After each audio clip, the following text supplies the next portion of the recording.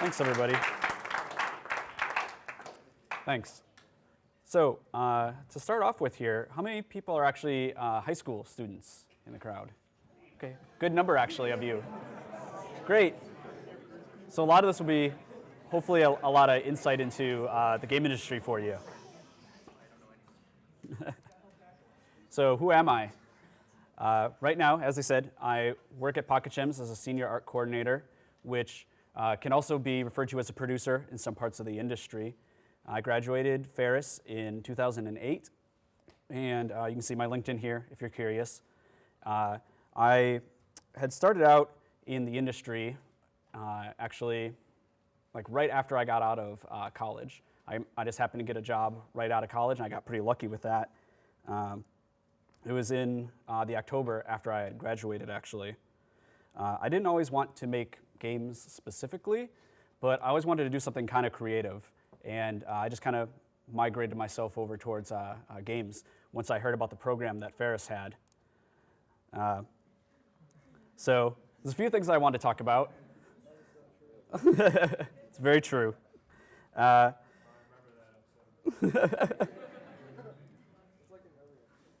Yeah, so as you can see, we all like a lot of nerdy things here, and making games is kind of a passion project, and you have to be really interested in it in order to actually succeed. I've worked on games here, such as they were saying Secret Passages, which you can see some of the icons for some of the games that are on the App Store right now, which is sort of a find the difference kind of game. Go Pets, which was a virtual pet MMO game. We have Hidden Agendas, which was also another kind of spin-off of Secret Passages, and Night at the Museum, which was built on the same engine to coincide with the movie's release. Really, what I wanted to do with my career was just to make fun games that people would enjoy. And art just happened to be the path that I chose in order to do that. During my senior year at Ferris, I started working at Custer, actually. I did a lot of furniture rendering and a lot of environments for office spaces in order to actually get better as a 3D artist. When I graduated from Ferris, I felt like I wasn't that great of an artist yet, actually. At the time, I thought I was doing pretty well, but comparing myself to my peers, my stuff actually wasn't that great. And so having that time at Custer was a big deal for me because I was able to actually practice day in and day out. Since then, I've worked on quite a few games. Some of them have been a little more high profile. Ones like Farmville, Mafia Wars, and War Dragons. All three of those have been relatively well received. Farmville being probably the largest one here that you would probably recognize.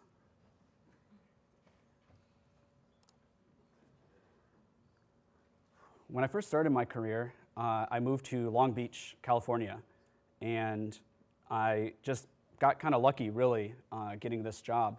And I was the sole artist on the team at the time, and these games had already been in production for a while. They actually came out in Korea first, and then the team that I was working with had bought the rights to it and were working on a United States release for them. So the games like Go Pets and then the spin-off that we made, Go Dance, was what I primarily worked on. So working on these games taught me quite a bit, but I also stumbled a whole lot because it was my first time in the industry, and I didn't really know what I was doing. And because I was the only artist, I didn't really have a mentor either to kind of teach me what I needed to know. So a lot of it was trial and error, and a lot of it was really late nights trying to get it right. I made a lot of clothing for the pets, hairstyles, food. There was a lot of items that were made for these, and they all needed to be really low poly, low budget ones for Go Pets, because at the time, that's kind of what we had to work with. The game was meant to work on lower-end PCs, so we had to be really careful as far as like our texture size and stuff. A lot of these were made with like 128 by 128 or 256 by 256 textures, which is not a lot of space to work with to make something actually look good. We made a puzzle game as well which was just kind of a spin-off that was meant to work with Go Pets and Go Dance. One of the cool things with Go Dance actually was sort of a DDR-inspired game where you could take your pets from Go Pets and you could bring them into this one. You would play the dance game and you could be rewarded with stuff that you could then use in Go Pets again. So they were two separate games, but they kind of were interlocking a little bit. Both of these came out actually just before games on Facebook really became big. And so at the time, you had to download the whole client for this, which was kind of daunting for a lot of people because you'd have this client that was like a few hundred megabytes to start with. And then from there, you have to download even more assets to even get started. And as far as retaining players, as soon as they see that, a lot of them will just quit and they won't come back, which is why a lot of Facebook games actually took off because you could click on it, you would start it, and you would just play.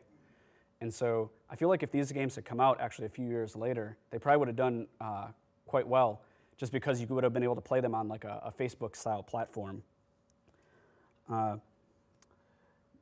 During the time that I was working on Go Dance, I made a lot of the environment art for it as well, which looking back at it is kind of cringeworthy to kind of see some of the things that I've made. I feel like that's always the case with art.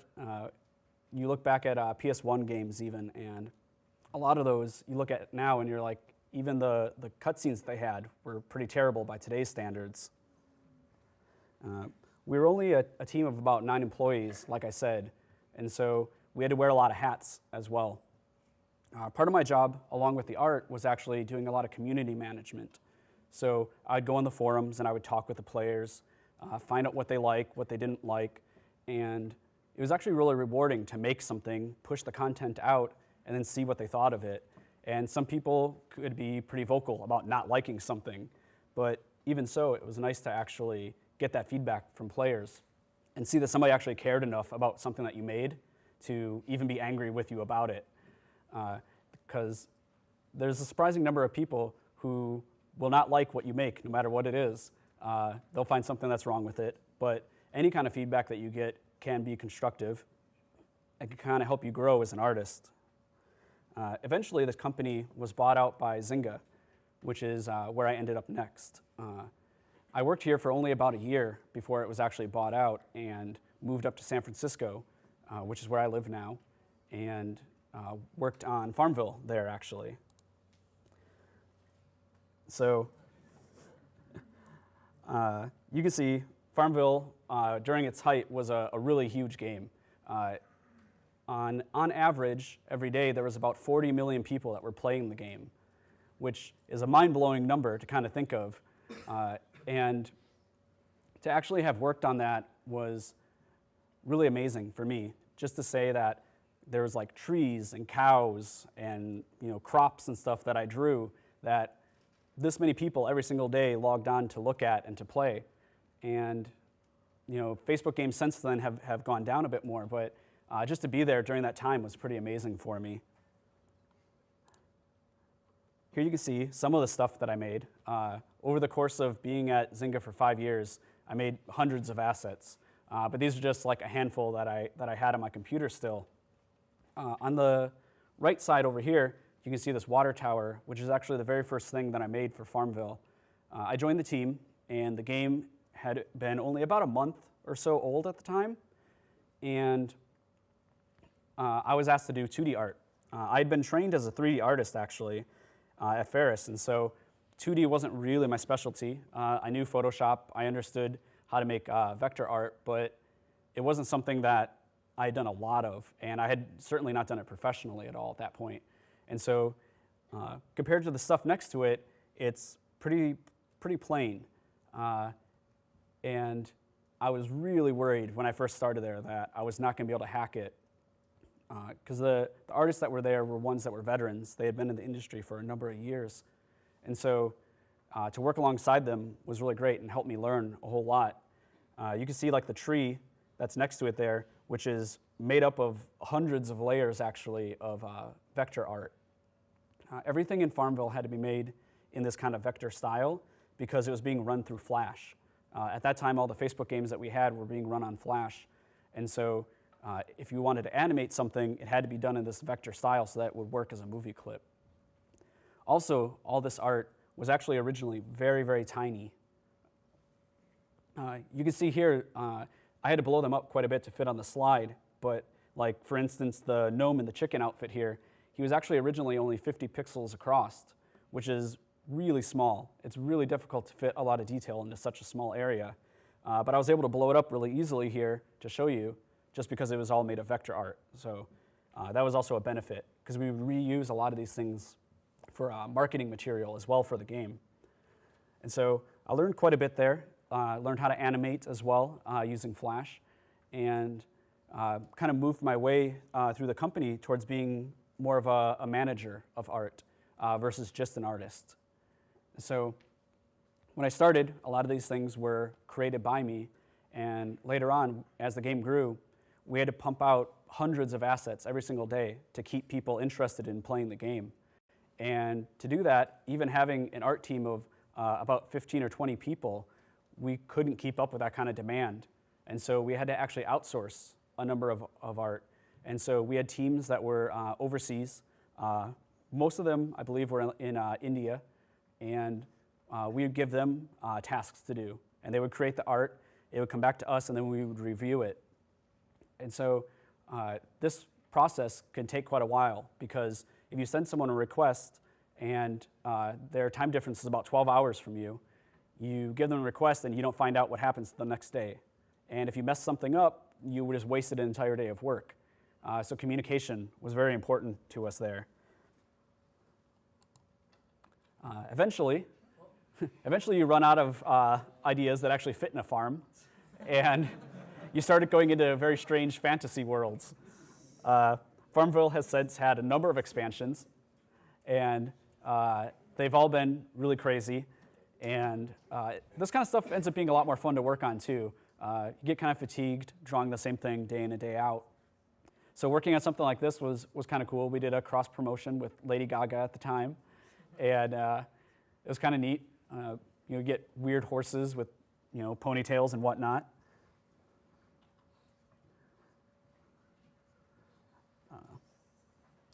So while working on things like this, we had certain dates that we had to make sure that we would hit.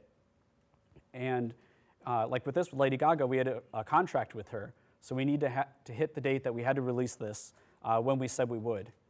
And in order to do that, we had to make sure we had a plan up front. And at the time, I was a senior artist on the team, and we didn't really have the tools that we needed to verify the art, to make sure that it worked. And so a lot of it we'd pull into Flash. It would appear to work there. We'd push it to the game, something would break. We weren't sure what. And so troubleshooting it and fixing it would take a very long time. So I started requesting more tools for the team to work with. Eventually we got tools that were saving us something near like 400 man-hours every quarter, because we were able to pull it up, make sure it worked, make sure it was named correctly, and if it didn't, we'd get errors back right away, versus having to push something to the game, wait for the game to build, then check it, not know why it broke, and then have to troubleshoot it for a few hours. So it took a task that originally was a couple hours down to just a few minutes, which is why I had received an award at Zynga, was for helping push for these tools, which helped us speed up the art pipeline by quite a bit. Which kind of brings me to 3 points that I sort of want to talk about today. How do you get into the game industry, as a student? What does a producer really do? And how do you work on a team? Because you can't make art just in a vacuum, and you're going to be working with a lot of other people with a lot of different personalities. And so learning how to work on a team is actually really important. Hopefully, a lot of this is practical knowledge for all of you. A lot of students will ask, how do you get into the game industry? It's probably the most common question that I'll get. But there's not really a big secret to it. It's practice, it's a little bit of luck, and it's a lot of hard work, really.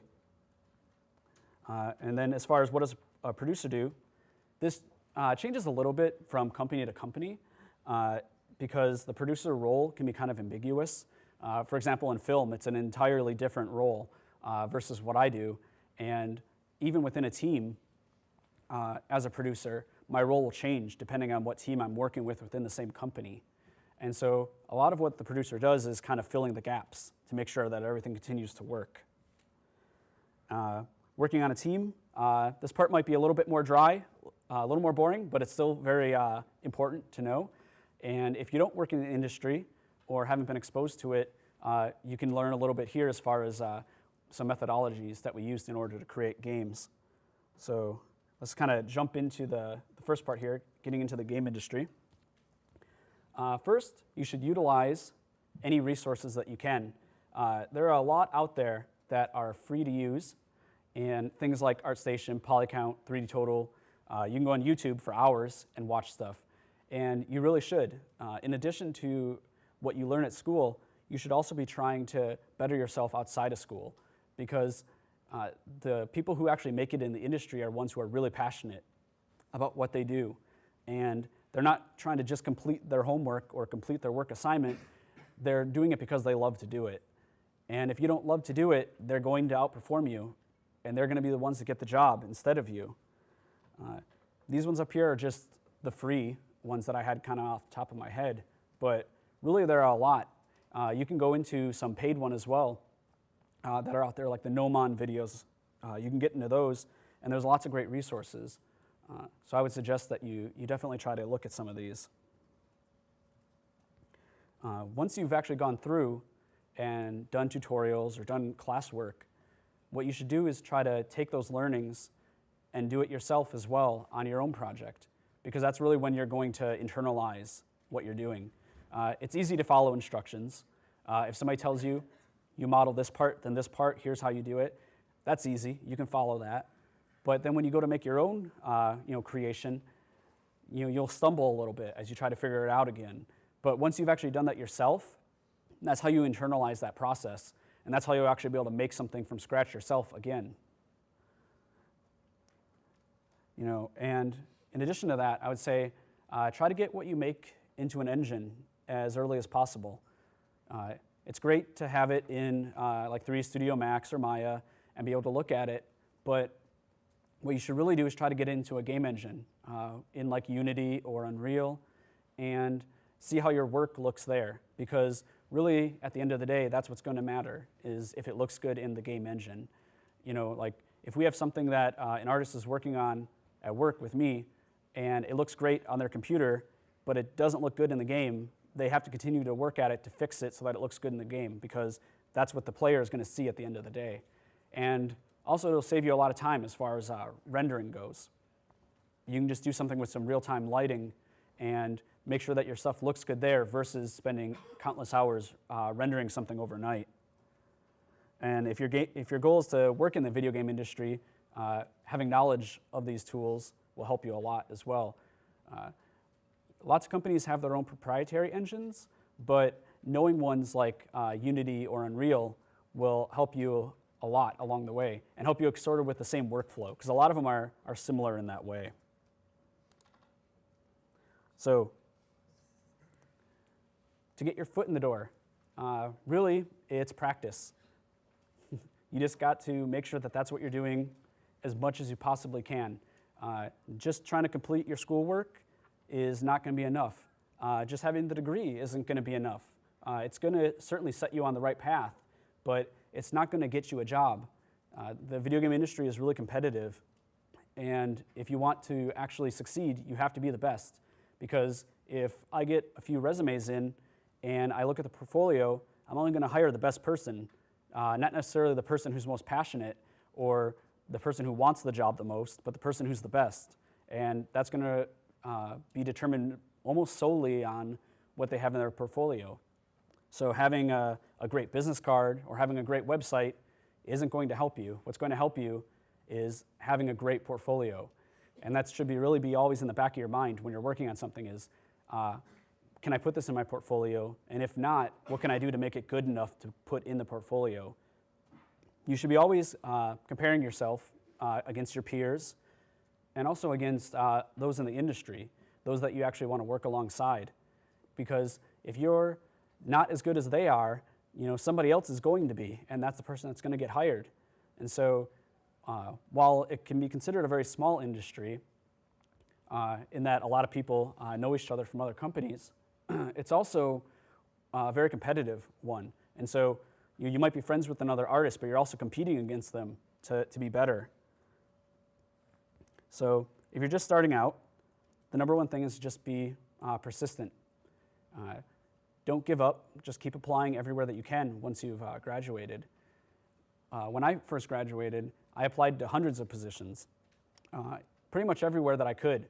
I went through sites like Gamasutra, LinkedIn. At the time, probably like Monster.com I think was still big. And so just anything at all that you could possibly do that would better your career, you should try to apply to that. And most of these companies won't write back. Most of them don't. A few of them will. Fewer still might send you an art test of some kind. And from that, you can really learn what they're looking for. And you can try to aim your portfolio from then on towards something like that a little bit more. And sometimes it's who you know as well, because once you're actually in the industry, people that you know will help you get your next job. Almost everyone that I know has been laid off at some point in the video game industry. It's pretty volatile because you're only as good as what your last hit was. And so if you don't produce another hit video game, the company lays off people. That's kind of what happens. And so you have to always be bettering yourself so that you're actually good enough to get the next job that you need and not just resting on what you've done in the past. So who you know can help as well. So it's good to not burn any bridges as far as other people that you work with. Because every time that I've seen a layoff happen, a bunch of friends on like Facebook or something will be like, hey, we're hiring, we have an open position here. And everyone kind of rallies together to help you find a job, which is really great. It's one of my favorite parts about the game industry is like how much the community is there. And so if you're going for even like an entry-level position, you need to really push yourself to be the best for that entry-level position. You might say, well, I just graduated, I'm not going to be that good yet, which is true, but at the same time, other people are also graduating, and if they're better than you, they're going to get the job just because that's business. That's what's going to happen. So you should always be trying to better yourself. And a lot of people who are trying to get a job in the industry, who really want it, they're the kind of people who are going to class, working on stuff, and then going home and working on more stuff because that's what they like to do. That's what they want to do with their free time, is they want to model or they want to program. And if you're not that interested in it, it's going to show in your work. And if it shows in your work, you're going to have a much harder time getting a job down the line. So, how do you know if you're good enough? Chances are right now you're probably not, which is why you're students, especially if you're still in high school. You're just trying to start out and learn about the program as a whole, and also learn about doing any kind of 3D modeling or programming. And so it's all new to you, but you should be really trying to push yourself. And really, you can use a lot of free resources, like I said earlier, and you can start actually making something right now. Just because you're in high school or just because you're starting out in the program isn't really an excuse to not try to get better. Anyone can look up these kinds of things and start making something right away. And so I would say, push yourself, try to make a great portfolio, work on a game with friends. Anybody can actually put something together. And really what's going to limit you is how long it takes based on your experience. And if you're new, it's going to take you longer, but you can still make something really great. And if you're going to be going into programming, you still need to have a demo reel of some kind.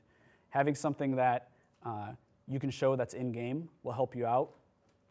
Showing that you know how to work with an engine will help you out. And if you're going to be a producer, honestly, a business degree is probably actually your best bet. But a lot of people that are in a producer role that I know have grown into that position. They didn't aim for it. I didn't aim for that. Originally, I was going to be a 3D artist, and I was aiming to be environment. But kind of as things progressed, I kind of moved myself into being a producer as well, just trying to manage teams. And that's where a lot of producers end up. A lot of them come from a design background or a programming background, and like me, they end up being kind of a stickler for things being efficient, and they end up wanting to make the team run better, and they start noticing holes where things aren't being done as well as they could be, and you start pushing to get those things fixed. And kind of as that happens, you sort of just become that person. You sort of become that producer role where you're like, okay, well, I'm just going to take this over. I'm going to start managing this because I don't like how it's being run right now. And that's kind of how it happened to me.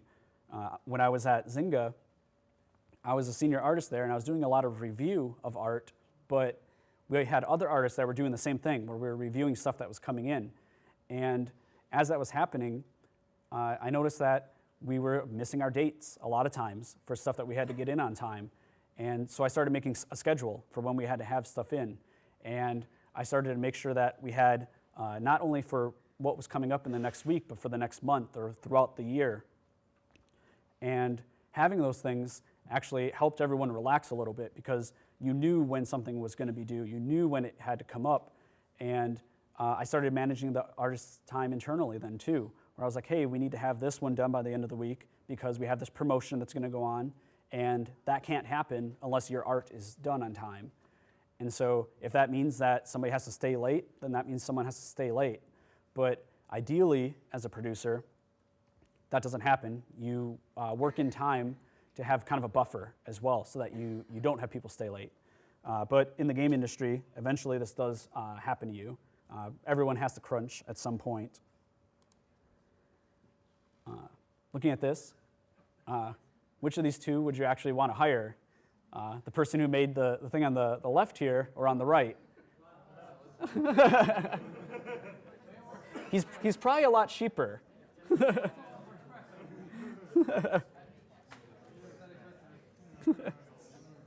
So the difference between these two, what really boils down to here, is practice. Starting out, you might make the thing on the left here, and that's great. It's your first time, you're learning, but you should have a goal that you're aiming towards. And the one on the right here is from a Naughty Dog artist, and as you can see, there's a number of hours of practice that goes into making something like that. He didn't just sit down one day and know how to do that. At some point, he was making the one on the right here. So you just need to give it a lot of practice if you want to actually reach that kind of level. And if you aren't doing art, if you're doing programming, or if you want to be a producer, it's also going to require practice. What you should be doing is reading books on it, trying to better yourself. I don't do art professionally anymore. All of what I do is management now, but I still try to better myself at that. There are a number of books that are out there on how to run a team, how to manage a team, how to do leadership, and I end up reading those things in order to try to better myself at the role that I have. So what does a producer do? If you think of it as kind of a ship for a game studio, there's some correlation there. Here you can see a ship. This is from Tap Paradise Cove, which is the first game that I worked on when I was at Pocket Gems. When I first started there, I was put on this project to kind of learn the ropes of the company and understand how they did things versus how stuff was done at Zynga. And the art style was kind of similar, and so that helped me out quite a bit as being able to pick that up. And there are a lot of misconceptions as far as what a producer does. When I was at Zynga, a lot of what I did was review art. And when I started at Pocket Gems, that's also what I was doing. But as it progressed throughout time, my role became managing artists a lot more and not so much reviewing art or creating art. And so it really depends on what the team needs of you. And you should be trying to fill that role when you notice that there's a gap in the process. A lot of what my role was here actually was making sure that these things were named correctly, that they were the correct scale, that animations played correctly, and that these followed the art style that we were aiming for. And so a lot of that stuff is technical information. And as an artist, you might feel like you don't have to worry about those kinds of things, which if you're working on your own personal project is true, but when you start working at a studio, you have a guideline that you have to follow. And if you don't follow it, you will have to go back and redo your work. You will have to go back and fix your mistakes until it's correct. It's not so much like having an assignment where at school you get graded and then you're done, you move on to your next thing. Here, if this isn't done, if it's 80% there, you're staying until it's 100%. And so I feel like having that kind of mentality, even with your classwork, can help quite a bit to make sure that you get it all the way there. Because if you try to start off in the industry and you're turning in work that's kind of half-baked, you're not going to last very long. You're going to get pulled into someone's office to be talked to about why you're not performing well enough. Here, in this particular instance, there was a holiday feature that was going on. And so there was this art that was created for the holiday, and we had to have supporting art for it in the game itself.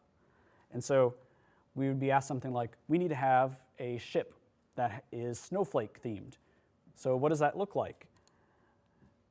You start gathering references. In this case, it's pretty easy to kind of imagine in your head what that might actually look like. And in this case, I would tell the outsourced artists, here's some references, here's what the theme is, here's the colors that we're looking for. In this case, we want it to be a smaller ship, and so don't put a million masts on it, and don't put a big figurehead on the front of it. And so we'd give them details that they needed to work from. They'd bring us back some art, we review it, and move on from there. This kind of process is, art direction, which my job covered some of on this particular project, which I actually enjoy quite a bit. Being able to review art like this was a lot of fun, actually. And I liked this almost more than creating things, just because I would give creative input, and then I would see what came back from that, and I could direct it, but I didn't have to actually spend the time fixing the mistakes. I could just point them out, which is kind of nice.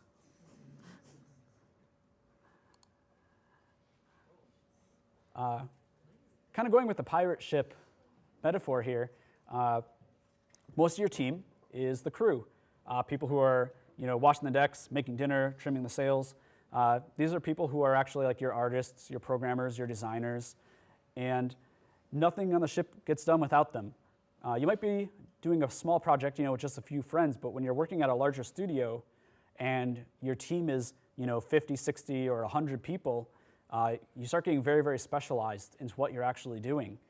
And you can't run a team that big, without somebody managing it. And these people, nothing gets done unless they're actually creating it. So we have a captain who might be like your studio lead, or depending on the company, might be a general manager as well. And he's going to be giving you sort of the vision. And he might say, for this particular milestone that we're working on this project, we want to have a new PvP system that's in the game. It's like, okay, well, that's cool. What does that entail? What do we have to do to actually make that happen? And the producer then is actually the one who would figure out how to do that. The producer is kind of like a navigator in that sense. The captain is saying, we're going to this location. And the navigator goes, okay, well, here's what we're going to need. We're going to need this much food. We're going to need to have this much crew. It's going to take us this long to get there. And so it's very similar in that I will have to do a lot of planning to figure out how do we reach this goal by the end of the year. And a lot of my time is spent in Google Docs and Sheets, doing a lot of planning and figuring out how many artists do I need to create this. And if it turns out that we don't have enough people internally, how many people can we hire externally that will do the work? And we need people who are going to then review that art. So we still need someone internally to actually oversee their role. So there's a lot of thought that has to go into this before you can actually even execute on something. Everyone in this process is essential to it, but no person can do every single role that's involved when you're working on a really large game. And so the producer ends up becoming an important role when your team starts getting larger. If you're maybe like 15 people or so, you maybe don't even need a producer. Whoever is actually the captain or like your lead of the team, they could probably do that role as well. But if it starts getting bigger, you start having to have people managing smaller parts of the team. For example, on the project that I'm on right now, I manage a team of about 15 or so artists, a few designers, and a few programmers. And that's just one part of the team that's all working on the same game. And so I manage their time, but their time can also be used by other people. So I have to sync with them to make sure that we're not stepping on each other's feet as far as features that we're trying to create. And so producers change quite a bit depending on the company. And like I was saying, the current role that I'm in, I don't really touch the art at all anymore. I just manage the time of the artists.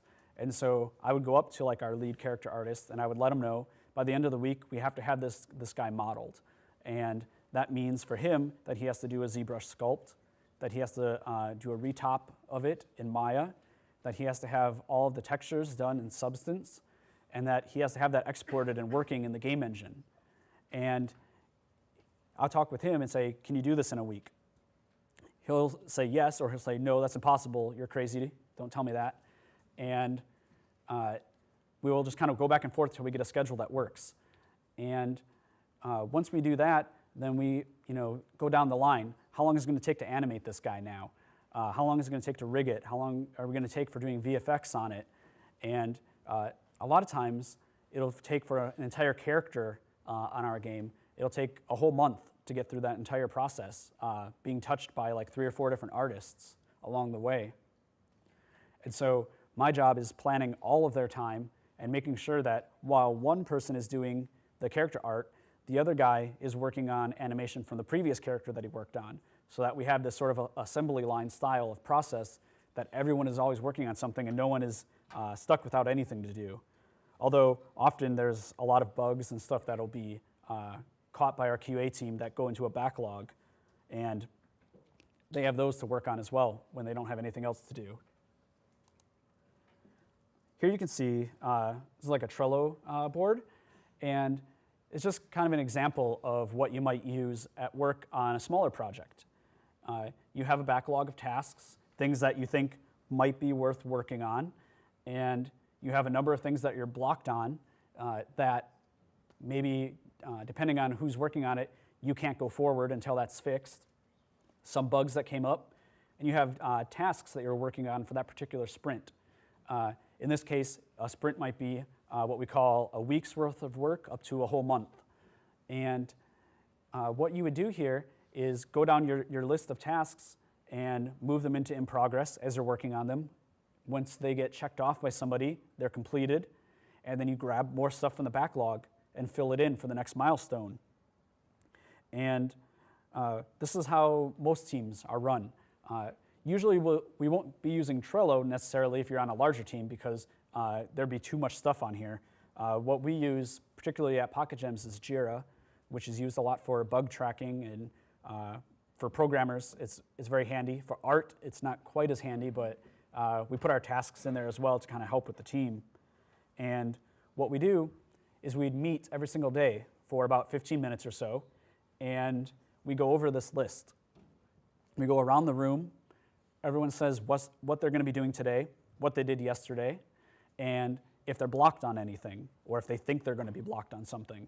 And once that's done, we grab the people after who said that they might have been blocked on something, and we figure out a solution for it on the spot. Because we don't want anyone just sitting around doing nothing for the day, and we certainly don't want someone to be stuck unable to do their work because somebody else hasn't finished what they need to do. And really, this is what you do day in and day out at a game company. You go in, you figure out what you have to do for that day, you complete the work, and you let people know so that it can continue on down the process.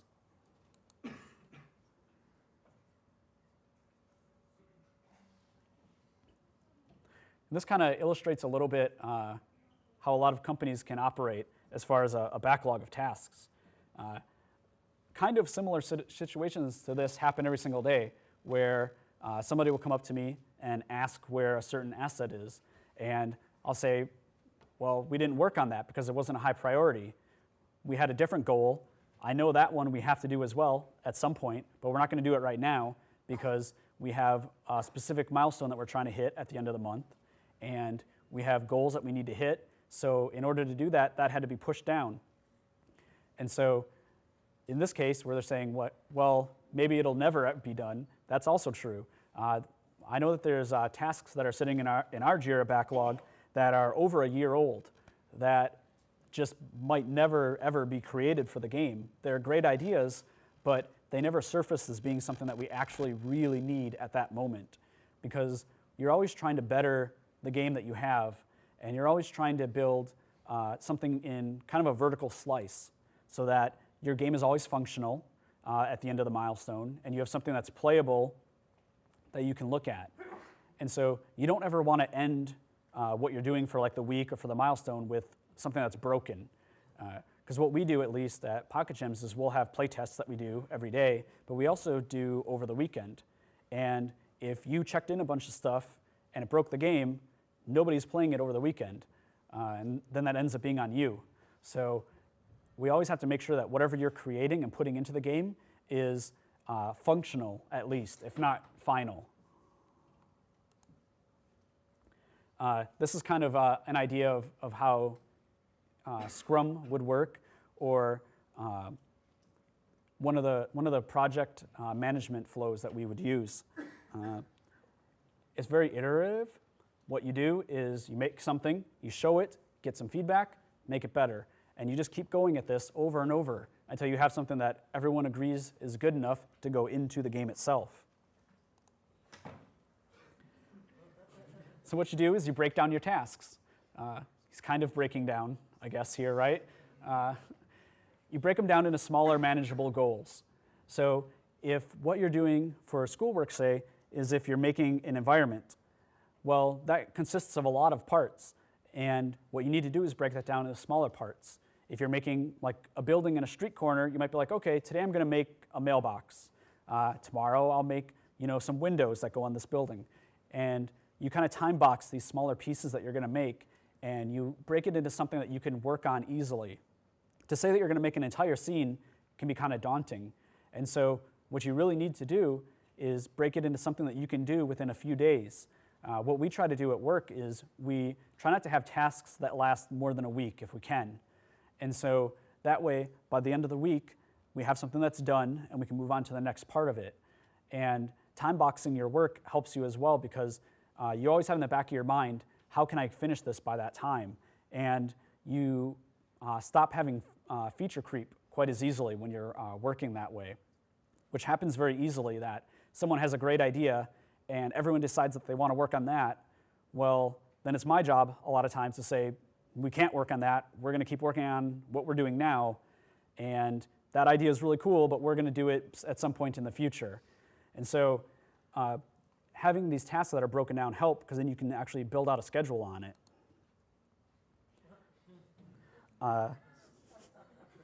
This particular style is called waterfall. As you can see, it's because it flows downward. A lot of companies used to run this way, and some still do, but not necessarily successfully. Usually what happens in this is that everyone's sort of working in a vacuum, where you do your part, it gets handed down the line, and it goes off into the game, and no one looks at it or touches it again. A lot of early games and a lot of early software were built this way, which is why you have games early on, on like Atari or the Nintendo, where there's still a number of bugs or a number of systems that didn't necessarily make sense at all.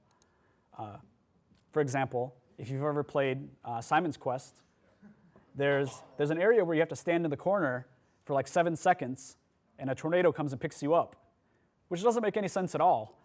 And there's nothing at all that tells you that this is what you have to do to go forward with the game. So at some point, the game designers were thinking that this would be a great mechanic, but they didn't tell anybody in the game itself that this is what you have to do. And so problems like this would have been caught and solved if you had play tests early on with actual players, if you were actually iterating on it, and somebody would look at it and be like, this doesn't make sense. Why am I standing here? And then they'd be like, oh, okay, you're right. We should have somebody tell you that in town or something so that you know what to do next. Communication is kind of the most important thing, whether you're a producer or working in really any industry. Because in this case, producers aren't the content creators, but they help with the process. We don't make the high-level goals, but we help make them all happen. And it's really easy to get distracted with feature creep. And just because you want something in the game really badly doesn't necessarily mean that it's a good idea to have that in there for your milestone. You know, there are a lot of different personality types out there, and you have to learn to work with people and work with people that maybe you don't necessarily like. So it's important to always kind of keep that in mind. There's a story that I got actually from a GDC talk that I went to a few years ago that I thought was really good that I would share as well. This is the Tower of Babel, and this illustrates why communication is very important. So the king of Babylon, I guess, decided that he wanted to build a really tall tower that reached up into the sky. So he gathers everyone together. They're all working on this. It's getting really high. God decides, I don't like this, and he changes one thing that causes the whole project to fall apart. Does anybody know what he changed? Language, yes. He changed language, and suddenly nobody could talk with each other. You know, and on a game team, if your artists and your programmers and your designers all spoke a different language, nothing would get done. You know, and if you're not communicating with them, nothing gets done. So one lesson that I've learned is to not just communicate with people, but to over-communicate. Often as a producer, I have to try to drown people in information. I will send out updates daily. I'll send them out weekly. I go and talk with the team members every single day. I'm going to meetings every day with the different parts of the team. And it's all about communication, so that when somebody comes up to me and they ask, hey, where is this? I can tell them, or I can at least point them to the person that knows where that is. So I have another story, and this is one that actually happened to me, which illustrates communication as well. So my question is, what is a pig pen? You might have in your head an idea of what this actually is, but what you have in your head and what I have in mind is still going to be a little different. So what you might be thinking of is something like this. This is a pig pen. When I was working at Zynga in Farmville, I had requested a number of these, and I would request them from our outsourced artists. So in this particular case, I was like, hey, I need 4 pig pens. I need them to be 4 different colors, and that was it. That was all I provided them for information. And that was clearly not enough, because I got back something totally different. What I got back were pigs on pens. I wish I had the original art from that, but we destroyed it immediately. And so it also shows why communication is really important, because what I thought was a pig pen and what the team that I was working with in India thought a pig pen were totally different. There was certainly a language barrier that was also happening there, but it was really important for us to be able to communicate and make sure that I write detailed descriptions of what I need so that they can actually act on it and not just assume that they know the information that I know. So, kind of in summary here, getting a job isn't easy, but you need to try to be the best. If you're not trying to be the best, you're not going to succeed, because nobody's going to hire artist number 2. They want number 1. But don't give up. Always be practicing, trying to better yourself. Don't just communicate things, over-communicate them. Make sure that people know what's going on in a project, even if you're not the producer. If you're able to communicate with the higher-up people, they'll trust you a lot more, and you'll be able to rise up in the ranks in a company a lot better, because they'll be like, he always knows what's going on. Also with that, it's a good idea to always bring a notepad when you go into a meeting. That's another kind of little trick that I've found, that even if you're not the one in charge of it, if you're taking notes, by the end, you'll find out that people have already forgotten what you were talking about at the beginning of the meeting. And you'll leave the meeting and no one will actually work on anything from that meeting. So having actionable items that you're actually going to do, going over those at the end of the meeting will help a long way. And if you're the person that's doing that, people will start relying on you and they'll start trusting you to do that job more. And even if it wasn't your role to do that, they'll start believing in you more. And by doing that, you'll become a really important part of the team.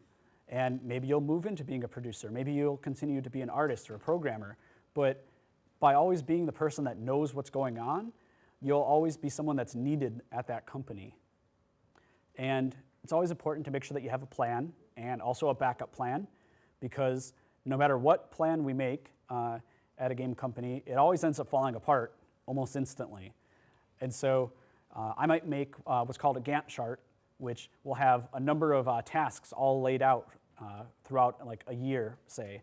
And as soon as we start working on that, inevitably, within a few days, we're already off track because something else has come up that we didn't think about.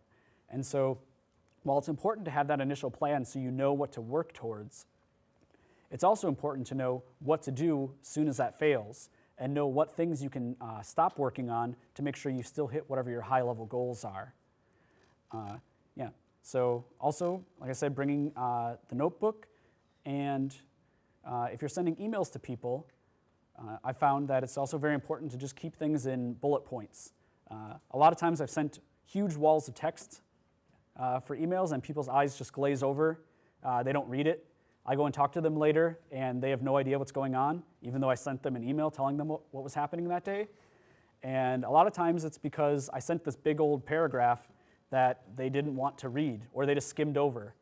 And so what I ended up starting to do was I would just send a few bullet point lists. I'd keep it as short as I possibly can while communicating whatever information I needed to. And from that, I could go talk to them and they would actually understand what was happening and they would remember. As a producer, a lot of what you're doing is reminding people what they're working on, which is kind of funny because you would think any kind of professional is going to know what's going on. But surprisingly, when you're actually working on something, you kind of don't have that peripheral information going on. You might be like really drilling down on modeling, and you don't realize that like, hey, we have this other thing going on tomorrow that you also have to be aware of. And so some of it is sort of like being an office mom, where you're trying to make sure that everyone's eating right. But yeah, that's that.